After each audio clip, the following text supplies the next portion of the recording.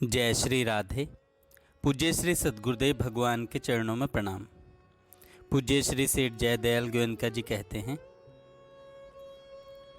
नाम के जप में अधिक भूल नहीं होनी चाहिए।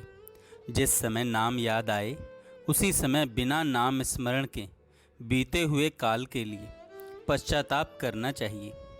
मन में ऐसा कहना चाहिए कि राम राम, मेरा इतना समय व्यर्थ हो गया, मैं असावधानी से अनाथ की तरह ठगा गया। हे हरि, मैं आपकी शरण हूँ, आप ही अनाथों के रक्षक हैं। मैं नाम मात्र के लिए अपने को अनाथ तो मानता हूँ, आप करुणा सागर हैं। आपकी ओर देखकर मन में धीरज आता है।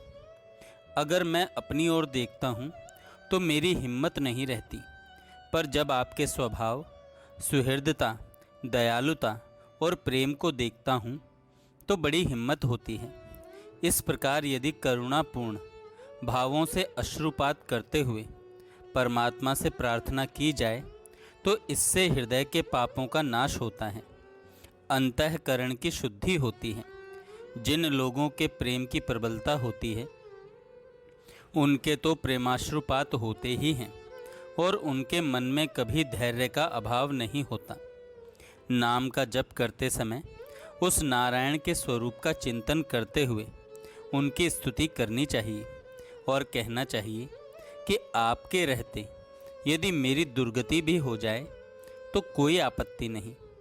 आपका चिंतन होता रहना चाहिए, फिर चाहे जितने शारीरिक क्लेश क्यों न हों।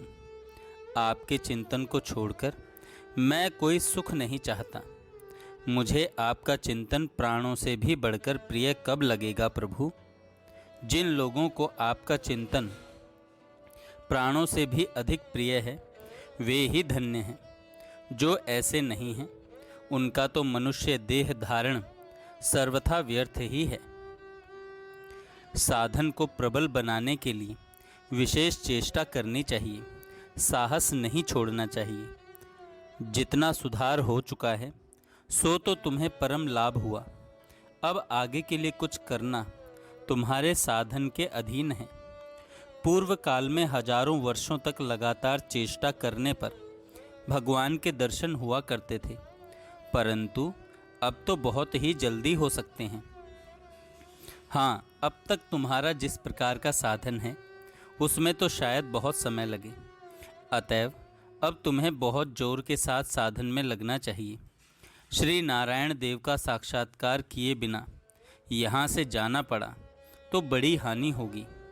मनुष्य देह बहुत ही उत्तम कर्मों से मिलता है, यह केवल भगवत प्राप्ति के साधन के लिए है।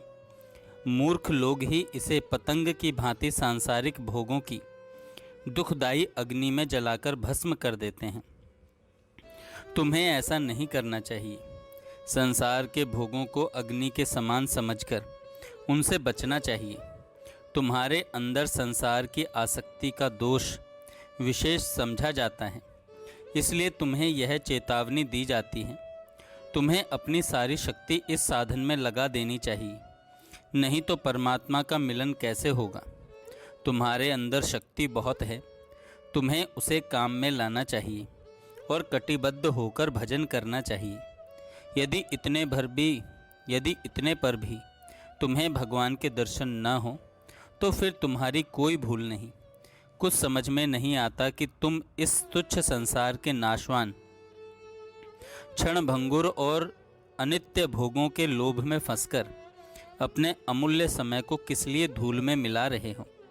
तुम्हें अपने मन से पूछना चाहिए कि वह उद्धार के लिए विशेष चेष्टा क्यों नहीं करता।